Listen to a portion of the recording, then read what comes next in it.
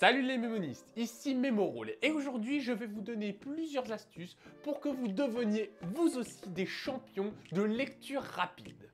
Alors évidemment, il ne faut pas subvocaliser, il ne faut pas tout lire, il faut s'entraîner, enfin bref, des conseils que vous retrouverez dans la fiche en haut. Générique.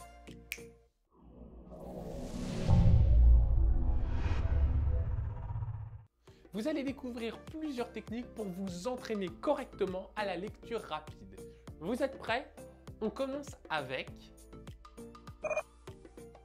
Lisez vos livres d'une traite. Ce qui peut être compliqué dans la lecture rapide, c'est de maintenir sa vitesse sur une longue période.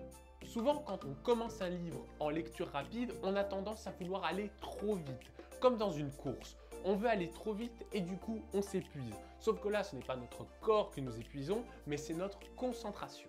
Alors le bon moyen pour entraîner son endurance, c'est tout simplement de lire de gros livres d'une seule traite.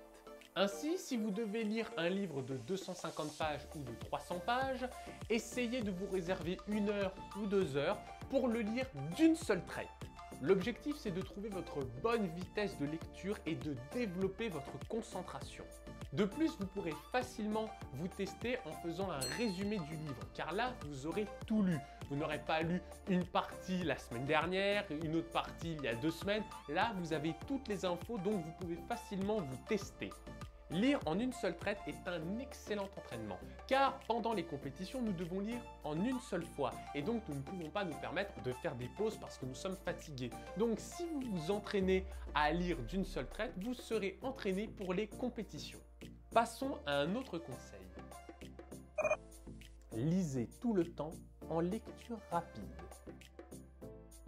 Contrairement au conseil précédent, là il ne s'agit pas de lire des centaines de pages en une seule fois, mais de lire plusieurs dizaines de pages plusieurs fois par jour. Nous avons l'impression que nous n'avons pas le temps de nous entraîner en lecture rapide. Nous n'avons pas le temps de nous réserver 1 à 2 heures pour lire un gros livre. Et pourtant, nous lisons souvent, même si nous ne nous en rendons pas forcément compte. Quand vous regardez les news sur votre téléphone et que vous lisez un article qui vous intéresse, eh bien voilà, vous pouvez vous entraîner à lire en lecture rapide. Quand vous essayez de trouver un conseil sur un blog, eh bien pareil, utilisez la lecture rapide. Quand vous lisez vos mails, quand vous lisez des posts sur vos réseaux, quand vous lisez vos cours, vos dossiers, eh bien toute cette lecture-là, vous pouvez la faire en lecture rapide. En général, quand on parle de lecture, on s'imagine posé au coin du feu avec un petit Molière qu'on dégusterait avec un petit verre de cognac. Alors qu'en réalité, nous lisons tout le temps et c'est justement cette lecture quotidienne qui est importante.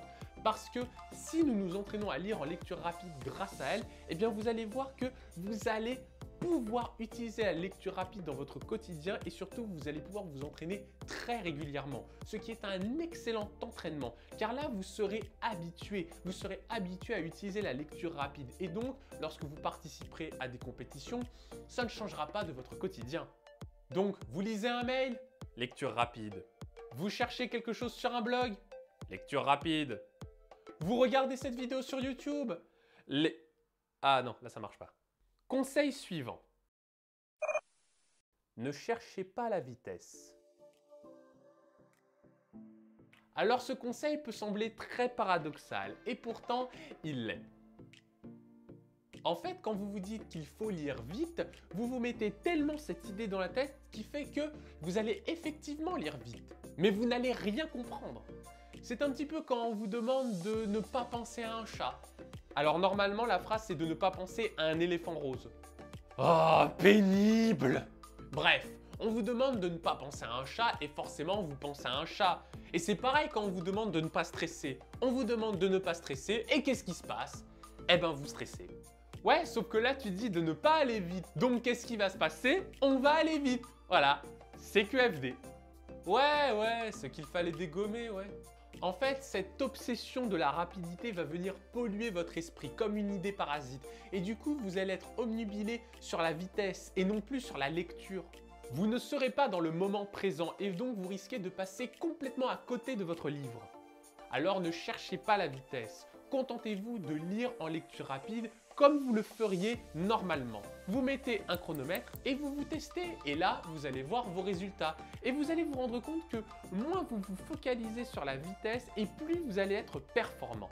Car là, vous chercherez juste à faire de votre mieux. Vous n'allez pas être obsédé par un résultat, vous devez juste faire ce qui doit être fait.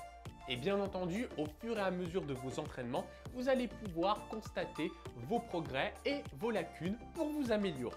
Passons au dernier conseil.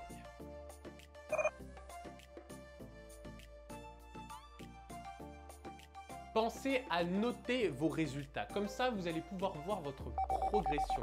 Et surtout, vous allez pouvoir voir comment vous améliorer. Quelles sont les pistes à explorer. Vous ne devez pas uniquement vous concentrer sur votre vitesse. Vous devez vous concentrer également sur votre compréhension, sur votre fatigue, sur votre intérêt, sur votre concentration. Ce sont des paramètres qui sont indispensables pour progresser en lecture rapide. Wouh! Ça nous fait pas mal de conseils. Bon, on s'arrête là? Non, j'en veux encore. Ah bah tant pis, hein. Oh. Bon, si vous en voulez encore, n'hésitez pas à me le dire dans les commentaires et je verrai ce que je peux faire. N'oubliez pas de vous abonner à cette chaîne et de vous abonner sur tous mes réseaux. Et sur ce, je vous dis adios mes mimos.